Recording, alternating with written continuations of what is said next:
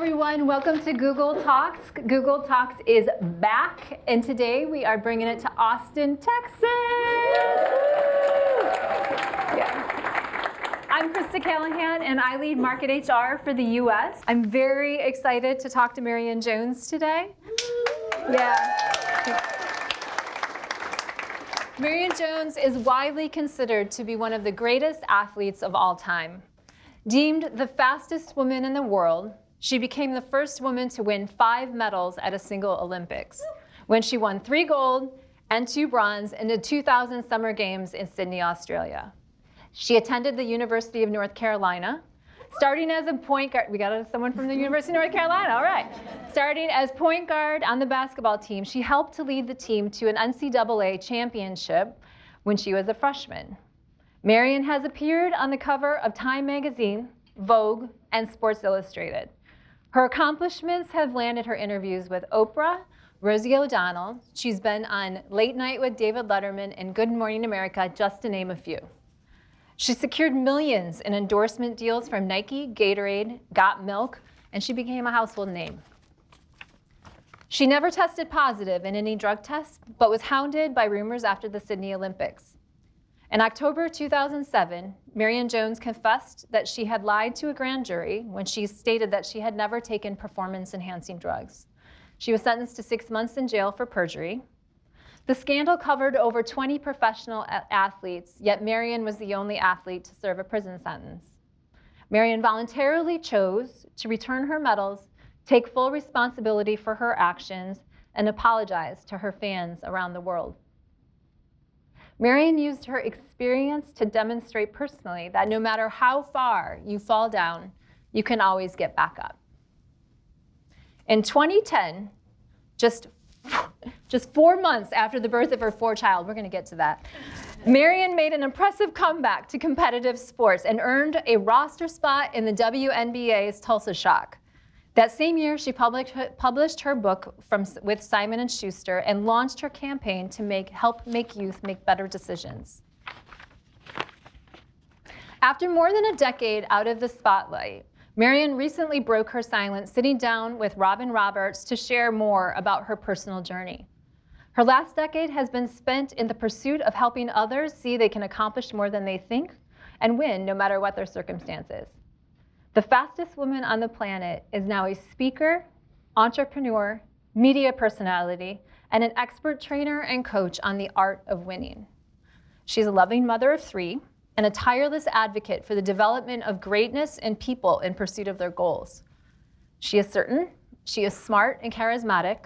She is a living, walking, daily example of resilience. She is the legend, Marion Jones. Welcome to Google. I would love to meet her. No. She sounds awesome. Okay, I have 3 kids, you know that. 4 months? 4 months after you were competing at like a professional level, and we're going to get into the meat of it, but I don't remember 4 months after the birth of my 3rd. Well, you have to understand, amazing. My way of always dealing with stress and anxiety and stuff in life is fitness and movement. Thankfully, right? Like I haven't turned to food or drugs or anything. Yeah, that's better. And so even throughout my pregnancies, that was always my release. And so gave birth, but even before becoming pregnant, I knew that I was going to approach or attempt to try and make a WNBA team, and so I trained throughout the pregnancy. So although it sounds like quick and back, I mean, I was fairly fit after I had my daughter. And a funny story that we can start out with, because I'm really at a point, my story is interesting, I know, but I'm also very real. And there have been a lot of tears over the last 15 years that I have spent, and I find now that I'm like, I limit the tears now, and if I can find little moments to smile and even laugh, it's important. After I had my daughter and I was driving back and forth from San Antonio, because I had hired a WNBA coach to train me. Well, I was also, sorry, all the guys, you might want to close your ears, but I was breastfeeding, and I dropped the older kids off at school. I'd get on the road. I had everything attached. I was pumping on 35, headed to San Antonio, and would train for 2-3 hours. Well, then, you know, you have to pump again. So I would take a break from training. It's like your job. And then a few truck drivers are like, like, hey, whatever. Is that Marion Jones? Let me not see that on social media. That's awesome. So you had quite a few jobs. Yeah. Okay, so when I told my kids that I was going to be talking to Marion Jones, they were like, "What? This is crazy." So the one. Did they? Oh my goodness. They think they're like the fastest woman in the world, even though they're like 6 and 7. And then the one question that they agreed on, was like, you get one question. They're like, do you let your kids, when you race your kids, do you let them win?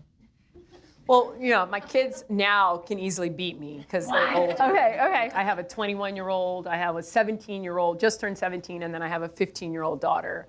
And they can all beat you? I mean, the boys can. My daughter's just about there. Wow. I have grade 4 arthritis in both knees.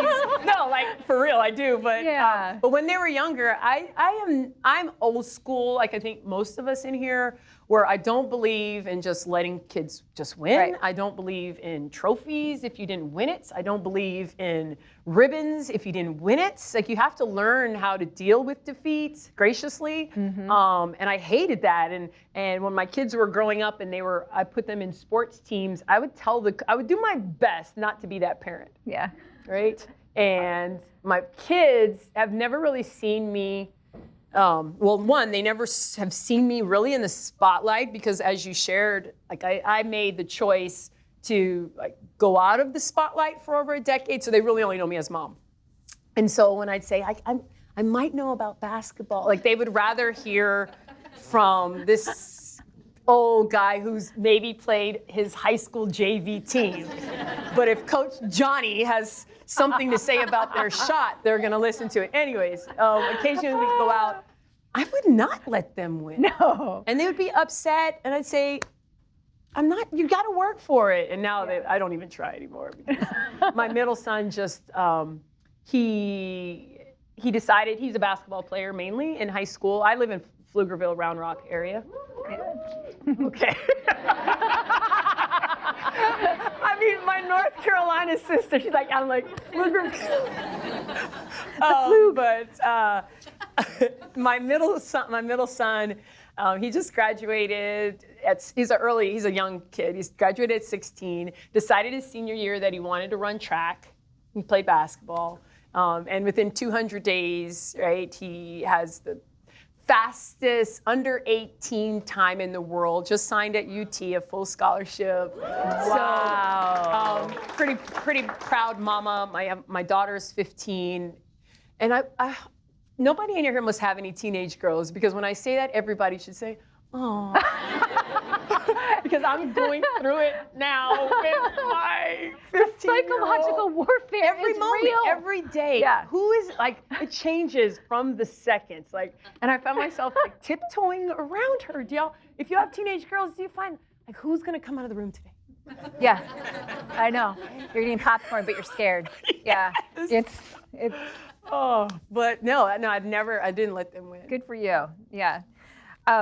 So when I read your book and then I listened to it on Audible, and there were 2 parts, I think, that like the first 10 pages that totally sucked me in. They might not be what you expected, but the first one was when you talked about your mom. And then the second part was like, I think a lot about the ability to apologize in life and like how it kind of sets your path forward. And you are like, if I'm teaching a class on apology, like you're a pro. So the first one is your mom. Tell me about your mom. And was she resilient? I always smile because once I've gotten older, when I was younger and really in my athletic prime, the highlights of my career, you don't understand, right? Like even me graduating from the best institution in the land, you have to know how the media works, right? And although I think Carolina trains until you're in it, and then you're in it how I was in it, you don't understand that every journalist really has an agenda, right? I mean, they could be the nicest person in the world, but sorry, you even have. I'm a journalist, guys. This is but everybody does. And when you're 20 and 21 20 and 21 years old, you don't really get that. You just think, oh, they're being nice, or oh, right. And I would find that journalists that occasionally would ask about my family, because I'm very protective of them. It's like, oh, they're just trying to get me to like become emotional, right, and make me like. Yeah. And now I'm like, I know what you're doing. You're not going to get a tear out of me today. But my mom, single mom, rock star. I'm originally from California. And when I accepted a basketball scholarship, I went to North Carolina. My mom was like, I'm going with ya. I was 16, 17, so I was like, great, right? But single parents. My mom is originally from the country of Belize. And came up to the States when I have one sibling, 5 years older than me. She came up here when he was very young to just have a better life for us, sacrificed a lot, has gone through a lot, but she is incredible, has been incredible through it all. I made some unfortunate choices in that 10-year span of time that I think a lot of young girls do. Where you think you know it all. I distanced myself from my family at a certain time. In retrospect, you distance yourself from the people usually in your life who are going to give it to you straight. And when you're 18, 19, you think you know it all. And so I had the resources to do that, right? I was traveling around the world. I was like a star. And my mom was like, this relationship is not good. This partnership is not right. And I didn't want to hear that, right? So I made the choice to distance myself from the person whom I knew was going to give it to me straight. And I regret that. And I've shared that with her. But throughout all, she's been steadfast, right? As mamas are, right? And she's the one person in my world whom I know, right? Like, she's just going to say it. Tell me how it is. And you don't want to hear it, but I so appreciate her sacrificing as much as she had. And I know she's been through so much, not only so much in her own upbringing and in her own life, but like the crap that I put her through, which is hard for me in my like comeback phase and dealing with still to spend a lot of money like on therapy, dealing with this, but like people in my world whom I've disappointed, right? And who I let down. And just constantly finding a way to, like, I apologize and all that, but when you live with people or they're your part of your family and you know that some of your choices have really affected them, it's an ongoing battle within yourself. And it's something I struggle with, and I share that because even in my comeback story now, I have a tendency to really sound confident, which I always do. I'm confident that what I share is helping people. But I also share my struggles so that people know, like, I don't, like, it's not a tight bow. Like, I haven't all figured it all out. And I'm still a work in progress, just like we all are, whether at almost 50, like me and us, or you're 30 or you're 60, right? Like, you're still a constant work in figuring stuff out. And I still am. And my mama has always been there. She will always be there, and my #1 fan, and love her to death. Oh, yeah. I wasn't even trying to make you cry, but you know what I was trying to get at? Because I was thinking, your story is like of resilience is so powerful, and you are a walking example. It got me thinking, like, where do you get it from? Yeah. Do you think where do you think you got your resilience from? Oh, my mama. Yeah. No doubt. Both, like just watching her just deal with life. Yeah. Right. Her parents, my mom, like I said, is from Belize. My grandparents I never met, but my maternal grandmother passed away when my mom was young. And so my paternal grandfather had to travel to Guatemala to work, to send money back to my mom, who was being raised by relatives who didn't have her best interest at heart. So she deals with that. And then she comes up to a foreign country. My mom was young, I don't know, 18, 19, 20 years old, and the U.S., how to find a way, figure out a way. An interesting story that I like to share is my grandfather, who was working in Guatemala. He had some coins, and he met a psychic, right? My mom shares this story and has for a long time. And she says, okay, I'm going to just hear what they have to say. And the psychic sat him down and said, one day there's going to be greatness in your lineage. Like someone in your family is going to just hit the heights of success. And my mom shares that story, and I said, it's probably going to be one of my kids, but no. That's great. It's interesting, yeah. Oh, moms are great. Okay, so I mentioned, like throughout your book, it's not just one, it's like a few times where if you apologize to people, you're just really good at it. Like you don't make excuses, like I don't know, I just think you're good at it. Are you like that? Like in your life? Like you cut someone off on Mopac, and you're like, I'm sorry. I cut them off, but then I'll just like wave at them. Yeah. I don't know that. Do you apologize to your kids when you make a mistake? I do. No, I do. Yeah. That's because they have to understand. It doesn't matter who you are, right? If you do something wrong, whether you've meant to or not, right? It affects people. But I think like the specifics, apologizing to the world when I let people down. I disappointed myself, but I know there were so many people whom looked to me as that person, whether look to me for yourself to inspire you or for your kids. And I needed people to see that, hey, right, like it's important once you make a poor choice, and we all do, right? It's important for you to just step up and do the right thing. Doesn't matter who you are. And my apology to the world on the courtroom steps in New York with my mom's hand on my shoulder is one of the image that is like ingrained in my heart and my head, right? So if I ever need a source of motivation to do the right thing, or if I make a poor choice even now, right?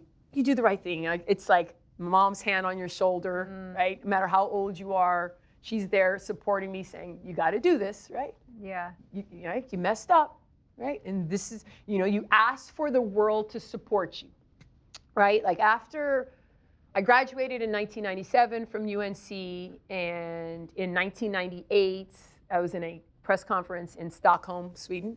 I was, 21, 22 years old, and a reporter from L'Equipe asked me, Marion, what do you want to do in Sydney at the Olympic Games? Well, I was 21 years old, flippantly said, because I truly believed that I could win 5 medals, 5 Olympic gold medals. Like the world was like, what? Well, I'm 21 and I'm the fastest woman in the world, and I don't know the history of the sport and didn't realize that nobody had ever done that before. So that story took off like wildfire. And the reason that I share that is because I had the support of a nation behind me, like throughout all of that, through Sydney and afterwards, when for years, even though I knew certain things that had been given me and I told federal investigators that I didn't know what it was, like they still supported me. Yeah. So who am I to, after I say, okay, I messed up, not to give that apology to the world? So I don't know if I'm like an expert at it, but I know it's the right thing to do. Yeah. You make a mistake. And I tell my kids that, like, I hope, they know my story, right? But I hope that when they get older and they can truly like dissect my life journey, if they ever want to dissect their mom's life journey, they can see the timeline of things, right? And see, all right, well, mom was gifted and she hit the heights of success and great things happened. And then she like messed up and she paid the consequences severely. And then she didn't the whole, people ask me, what's my inspiration for coming back out onto the scene, right, after 10 years away? And I tell them it's because I want to be a living example to my kids, right? That they too can have success and they might make poor choices. Like hopefully they won't make them like as severe as I did. And they might like hit hard times, but you don't have to stay there, right? And I want them to see like my timeline and it be an example to them that if I can like fight back and claw back and figure it out, like anybody can. Well, failure is not forever is such a good quote from the book. I like it because it paves a path forward But it also, in some ways, I think it could lead to smart risks. You know, when I think about the research, like little girls in math classes don't raise their hand as much because they're so afraid of failure, or like in any kind of like research supports that. If they feel failure, they're not going to put themselves out there. They're not going to take risks. So I do love that quote. I think there's like so much good in it. Failure is not forever. Is that your calling? Failure is not forever? Or? I don't know my calling. I know that I've been gifted with this unique ability to connect with people, right? Which is to me the foundation of it all, right? Like not everybody, there've been a lot of entertainers and athletes that have just like messed up, right? And their journey to like become relevant again is, I guess, marred by it's not authentic. They don't really know how to connect. And so at the basis, I'm blessed with the ability to connect, right? Yeah. And then you add on that, like I have a real life experience that not everybody can relate to at face value. Like I know people cannot relate to being an Olympian. Most people can. Most people can't relate to being an Olympic champion. Most people can't relate to being locked up for 6 months. But everybody can relate to some type of hard time, whether they're admitting it or not. Yeah. Hard time can look like depression. It can look like failed relationships. It can look like bankruptcy, career change at 50 or 60. Like everybody can deal with that. And so that is in my strategic, because my comeback was not just like, I'm gonna wake up and message Robin and ask her to be on the show, right? Like this has all been very strategic in that I made the choice to step away from the spotlight for 10 years because I needed to, like my heart needed to, but I wanted to pour into my kids without having to compete with the distraction of the media and this, that, and the other. And moved to Austin now about 18 years ago and decided to raise my family here and just be mom, right? Like I started my own nonprofit. I was mentoring young girls in sports and like life was good. But there's this like little gnawing knowing that my gift to really help people was not being like fully realized. Like I was doing what I can in my community. I'm feeding the homeless. I'm volunteering it. Like, but like my voice, my presence, and this is not for me to be like, oh, Marion Jones. Like that's not who I am. It's not like that. But there's some people have the ability to connect with people on a global level, and I identify that. This is certainly not me, like, right? I identify that, and by me never, ever again deciding to speak publicly about choices that I made, but more importantly, like, what does the path ahead look like, right? And I share with people who request interviews now, I understand the need to touch on little things on my past and choices, but easily you can Google it. I like that. That's not where I'm at anymore, right? That stuff has been dissected and discussed enough. Now, how can I help people who might be in a similar space, meaning they don't know what tomorrow can potentially look like? And that's how I was.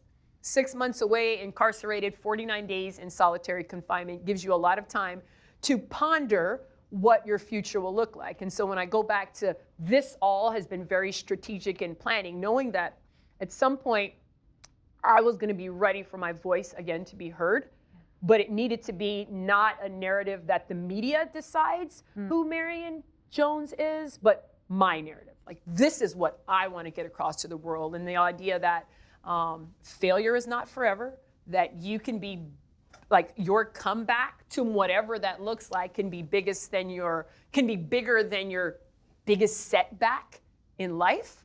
And it has been received so well from people. Like I grew up obviously no social media or anything like that. So it has been a learning curve for me. Are you grateful for that? Because I am grateful every day that I did not grow up with social media. Can I tell you a secret? Yes. Just us. Just here. us. And we'll keep it. I understand the need for social media, right? Like in the world we live in, and it helps my platform to share my message and stuff. But the moment that I am like done with it, I will be so okay with it. Yeah, yeah. Right? The moment that I never have to click, I mean, I can text. Yeah. Right? I can text the people. I don't need to follow my 6th grade best friend and see what she's had for lunch. I don't know. It's not a thing for me. Some people love it and they live by it and become a slave to it. I refuse to become a slave to it. I understand the need for it and I play that game. Yeah. But man, the minute I can be done with it, except for fixing stuff around the house. Oh, that's good. I mean, I am all over it. Then I'm like, how do I do this? Yesterday, YouTube how to perfect a black rice recipe. So I am a trainer also. I love eating healthy, living healthy, and we're playing with our nutrition. I intermittent fast, all that type of stuff. But I'm trying to find different ways of protein and fiber, and I discovered black rice, and it looks like, and yesterday I was just like, please, somebody on TikTok or Instagram, just drop something that makes this thing taste good. Yeah, right? And it was successful last night. Okay, Adele and I ate it. And my daughter didn't, but it's healthy. So no, there are certain things that it's great for. But I mean, where's the Encyclopedia Britannica? Right. Did y'all have that? Oh, yeah. Oh my gosh. I thought it was great. I hated it then when I had to research assignments and stuff. Yep. Totally. And also my kids remind me that it's like, I'm so boring. Like I don't think I'm meant for social media. Like it's like, oh, you're still doing a job. Like I think black race is interesting, but I don't know if your daughter might not.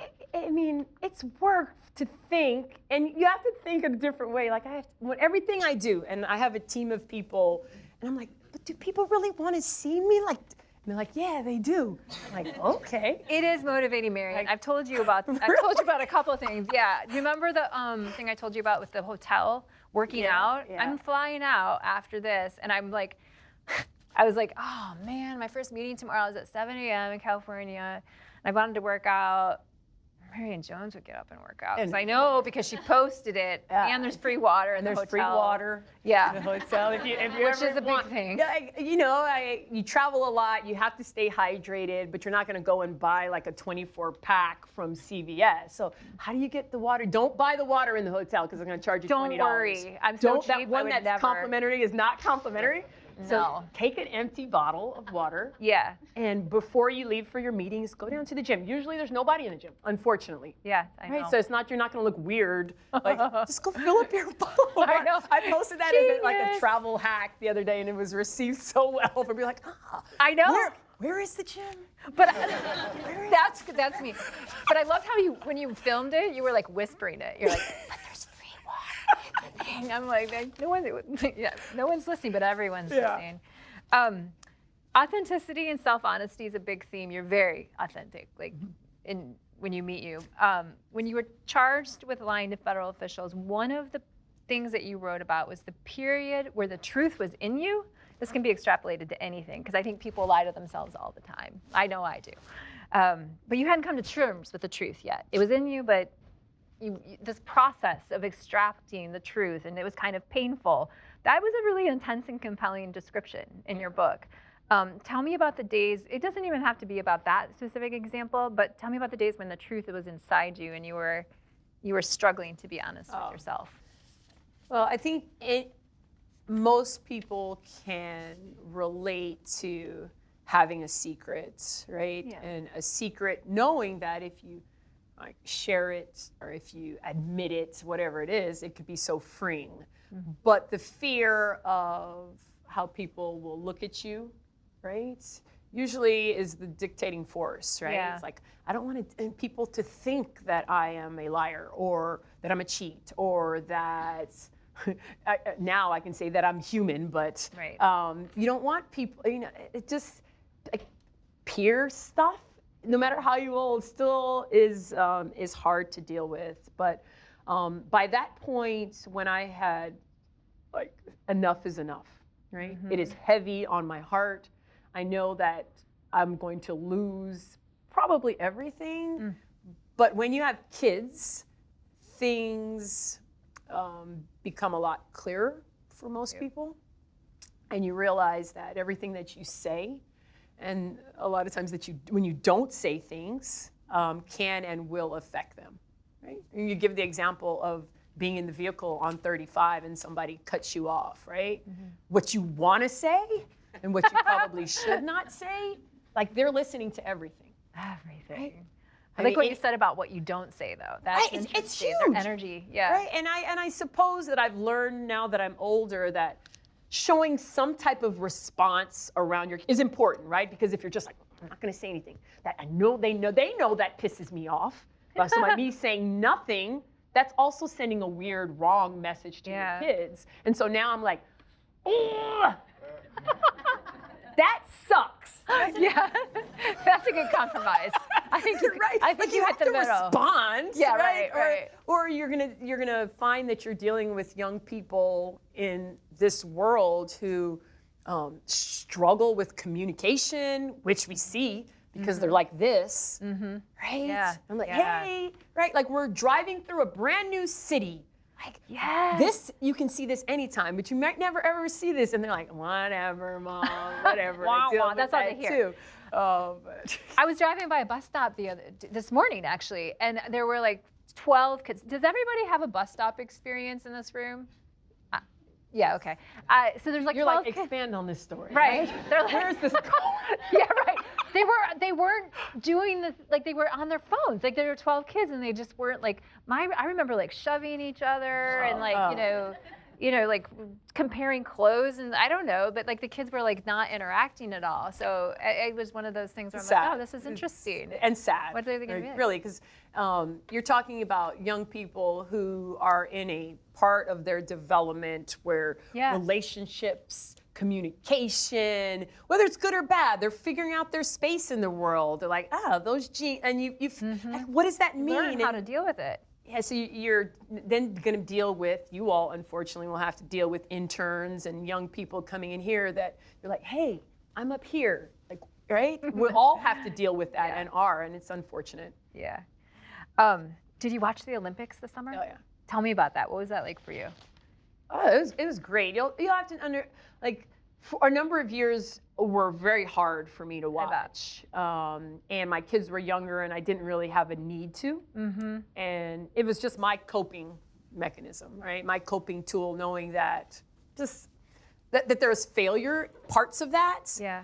There's also parts, maybe people are surprised to hear sometimes, there are parts of that where I'm like, what an incredible experience. Yeah. How much joy I experienced, my family and stuff. But I did watch it this summer. My kids are they compete in sports and they all have their favorites and their favorite sports. And my kids run track and play volleyball and basketball, and I love gymnastics and all that.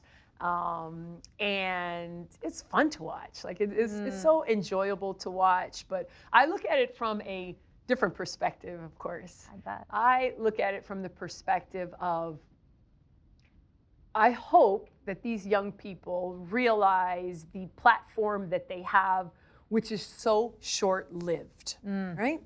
And talk about like looking at your future, right? I hope and I pray that they have people around them that are truly pouring into them, meaning they are really identifying the things that they are passionate about and the things that truly will help like humankind.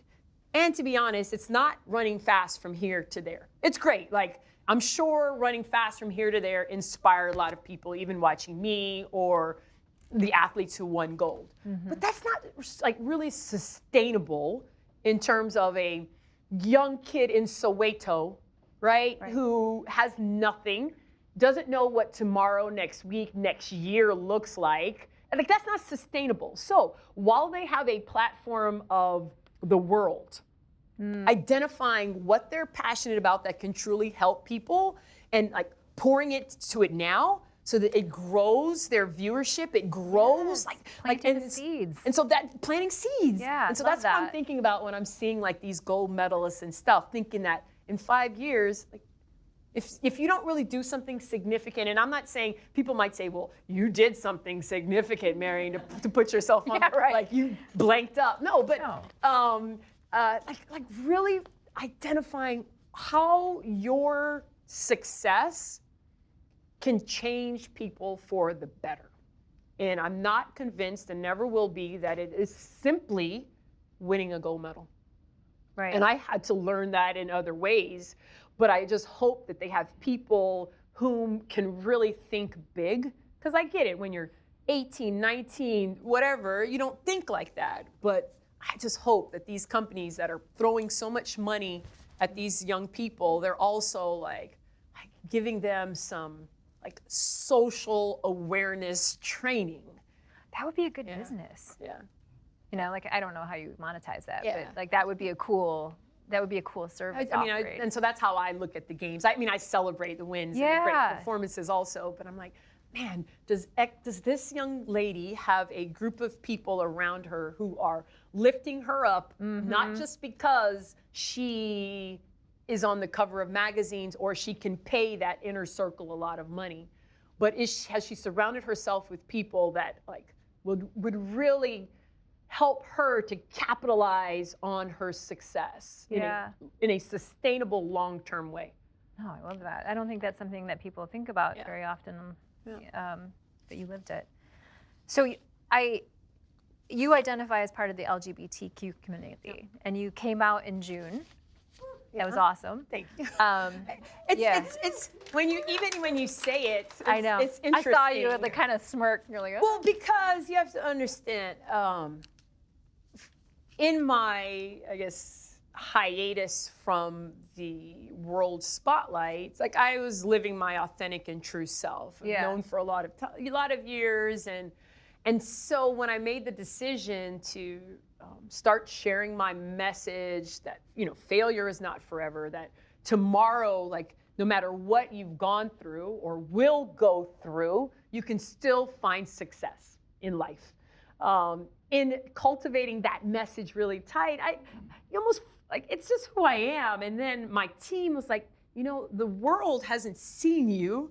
They haven't heard from you in a decade. They might not know that this is how you identify. Right. And it might inspire. So in terms of the strategic planning of all of this, like that was not like planned strategically, except them saying, you know what? There might be some people that lives could be positively changed just by hearing that somebody like you identifies as gay and understands the pressure to hide it for so many years for lots of reasons, which is a whole other hour that I'm sure they don't have time for. But no, just that somebody out there is struggling with that particular part of their life. And maybe you coming across their feed is the one thing on one particular day that they need to hear, to get through another day, or to say, you know what, I'm not gonna live like with the sheet over my head anymore. This is who I am. So that's why I shared it. June was a little bit strategic. I was like, Pride Month. You have a bigger audience like that, and I want people to see. I think people are just interested because they hadn't heard from me. Like, how's she doing? Yeah. Right? Like, beyond everything else, but man, like, is she good? Is she okay? Is she, like, what? Is she on, 6th Street asking for pen? Like, no, I'm good. Right? Like, am I high-fiving college kids, right, as they walk by? I'm good. I'm happy. I am in a committed relationship. My kids are healthy. I'm happy in my space. Don't have it all figured out, but I know that I'm doing what it needs to do to get there. Yeah. I think we're going to be moving into the Dory questions. Okay. Okay, so we have 3. You can tell that I don't have my reading glasses on. So one of is from Olabisi. So happy to see you back in the game. Was there a person or event that shifted your perspective and enabled you to move forward with your life goals? Oh, and we touched on this earlier. It's just, having kids. Yeah. My kids. Changes things really quickly. I will tell you, I don't know if it's a specific person, but my experience in solitary was definitely a defining moment for me, whereby you are in your thoughts for 23 out of 24 hours a day. And because I live in Texas and I was incarcerated in Texas, sometimes 24 out of 24 hours a day if the correction officer doesn't want to let you out for that hour. And people, when they hear that, a lot of times their reaction is like yours, like, what? Like, why? But I'll say that hard time was probably one of the hugest blessings in my life, because very few times in life are you forced to slow down. Yeah. Right? Very few times in your life are you forced to simply be in your thoughts for a certain amount of time with distraction and kids and family and phones and TV and career and job. And although I would have never wanted that for anybody, it's allowed me to come back to the shore. And what I mean by that is my height of success took me out in the ocean on a wave of people patting me on the back and telling me how great I was, and nobody in that wave to say, you know what, Marion, let's go back to the shore and firmly plant your feet in the sand for a little bit, and let's just see what's happening around you, what's important, the decisions that you're making. And I got caught in that wave, and 6 months or 49 days in solitary will surely bring you back to the shore. Yeah. Right? Yeah, that was a very powerful part of your book. Next one is from Ashish. First, I want to say I'm proud of you and thank you for sharing your story. Could you share a simply daily mantra or practice that helped you navigate your own moments of failure and that might help others facing similar challenges? So I'm an entrepreneur coach now, in addition to a trainer. I've partnered with this amazing company called Driven Performance, and that's what we do. We train. We have what's called a comeback club. That's cool. And the comeback club is for any person, right, regardless of what you are coming back from. If you need some direction, some focus, whether it comes to fitness, career goals, whatever it is. And I share in mindset calls all the time the needs to understand positive mindset, right? I have some background in it with with the mentors and coaches that have influenced me in my life. And mantras, I don't know, I call it self-talk, right? You talk about, I rehearse, it's kind of like a mental rehearsal, right? The things about me that I love, right? I love the fact that I am nurturing. I love the fact that I'm sensitive. I love the fact that I'm caring. Right? These are all things that I know about myself. And so when my thoughts shift into the negative, I have rehearsed in my mind over and over again the positive things about me, right? And I'm so grateful that I had people, my mom, when I was growing up, I shared, my mom was a single parent, but she was very purposeful in putting people around me to teach, guide, coach, nurture me, and teach me this idea of how to create a positive mindset, which I would have never known that I had to implement as much as I did with the training and with the athletics, but even more so with the life crap that I had to go through. Yeah. And knowing that you're a good person, right? You are worthy of living a wonderful, happy life, right? And I think people identifying, make a list on the things that make you, that are wonderful. Oh, that's a good idea. Rehearse. It doesn't have to be maybe you have a list of 30, but even if you identify 5 things that make you awesome, look at it every day, right? Yeah. And when your mindset starts to shift to crap, right? Go back to that, right? That's cool. Go back to that. And that will help get you through the next moment. Sometimes you just need like a little boost. Yeah. Right? Sometimes you just need a little oomph, a little momentum to get you to the next day, and sometimes the next hour, whatever that looks like. We actually have one of our T-shirts we got you is a program called I Am Remarkable.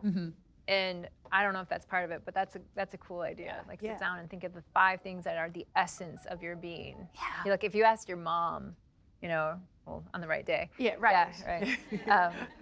One last question from the Dorian, and I think we're going to go to live questions from Nakai in New York.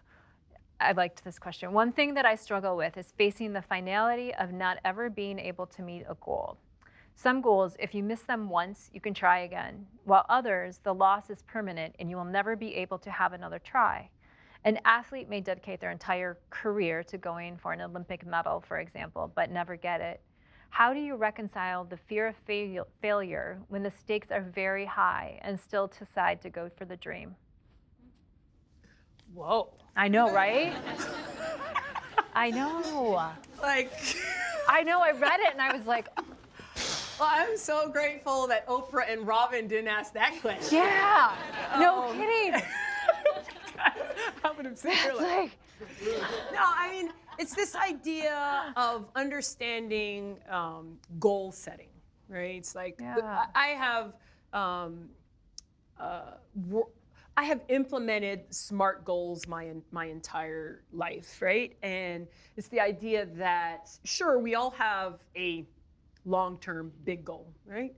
But around that, there are all these other small ones that you hit along the way that you should celebrate.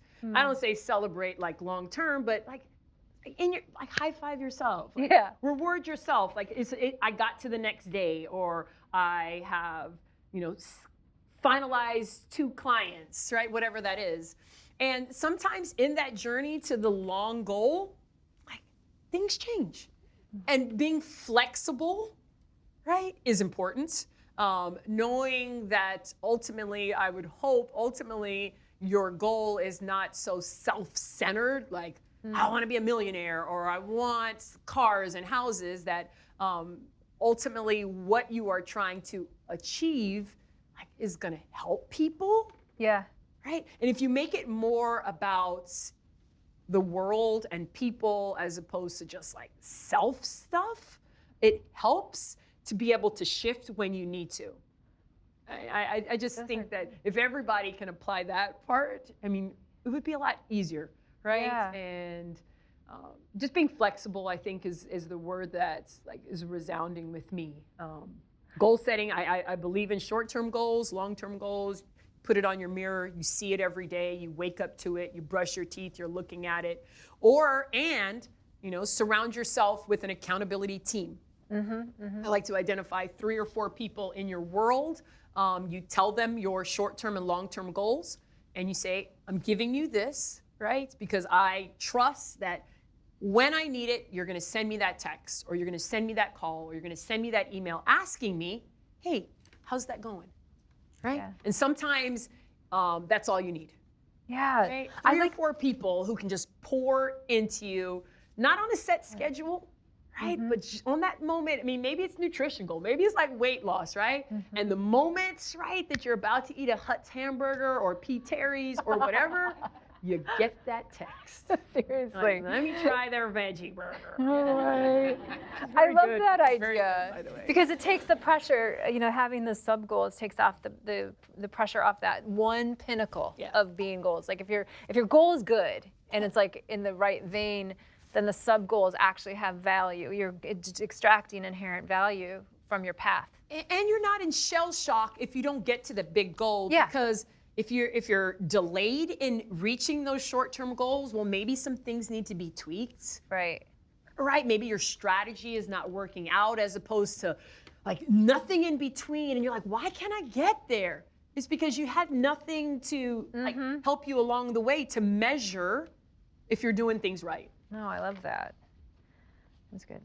I think we're moving to live questions, if I'm not mistaken. Nice to meet you, Marion. I've watched you. I think we almost grew up in the same year. So being an athlete requires a tremendous amount of discipline. So how have you used your discipline post athletic career to help you in your daily life? That's a great question. Woo, good one. And thank you for not it being as detailed as the last one. It has helped tremendously. The idea of discipline once you're not an athlete anymore. I mean, it's one of the reasons why collegiate athletes and professional athletes are so sought out in the workforce. And how it has applied to my life, and I'll tell you this. And I would have never guessed that it would have done this, but the idea that you keep moving forward even when times are tough, right? Like you hear people say it all the time, but in my world specifically, when doors are shut, right? Like now I'm in this next phase of my life whereby I am not celebrated for how fast I can run, right? Like I am invited in interviews because people want to hear from me, right? But occasionally doors are shut because people don't want to hear from me. And I don't think if I had not had that instilled in me that I would just be like only think forward movement. That it's also part of the process. We talked about the goals and understanding and identifying that in the journey towards your goal, there are going to be hiccups, there are going to be speed bumps, there are going to be doors shut in your face, there are going to be people that are nasty to you, especially if you're on social media, right? There are going to be people that don't believe in what you say or don't believe in your product or whatever you do. And the idea that was just a part of my world from the age of 7 until, when I retired from sport. It's like muscle memory. It's what I teach my clients, right? I give them certain exercises to do over and over and over again. And sometimes it's boring, but after a while, I don't even necessarily have to coach them in that exercise, right? And it just is my reminder that forward movement, right? It's all part of my testimony eventually. It's all part of my story that nobody can ever say, right? That she had it easy. Right? She had it easy. Nobody could ever say that. And particularly for me, the most important part, my kids will never be able to say that. Yeah. They'll never say she got it all handed to her. She, everybody just wanted to talk to her and speak to her, and her story was received with like, no. Right. Like even this, right? There are going to be people that are going to be like, I don't believe, I don't do. Okay, cool, awesome. But the discipline is certainly like, I'm so grateful to have that just part of my life in everything I do, right? My water intake, how I eat, how I treat people. So that's great. Thank you for that question. There's so many nuggets of gold in your book and throughout the interview. I think we've only got a few minutes left. Is there anything you want to leave us with? You've got a lot of fans here at Google. I'm looking out at the audience, and I can just tell by the body language. And I mean, the thing now that I share with people is that my story, my name will bring people's interest into the room. I mean, probably even in this room, right? Yeah. When you say, oh, Marion Jones is coming to speak, and let me just go and see what she's talking about. But I think, and I hope what people ultimately take away is that, okay, interesting story, cool, whatever, but I can use parts of her story to enhance my own life. And that's what I want. Okay, maybe I inspired somebody. Maybe I give somebody some type of hope. But my hope is that when people hear my story, they look in the mirror and they say, all right, I'm going through some stuff. Or I have gone through some stuff. But I don't have to stay there. I don't have to be stuck in my mess.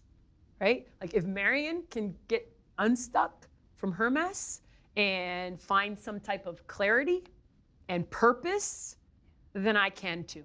I love that. And that's what I would hope everybody would take away. Failure is not forever. Not forever. Okay. This has been an absolute pleasure. Thank you. Yeah. Thank you.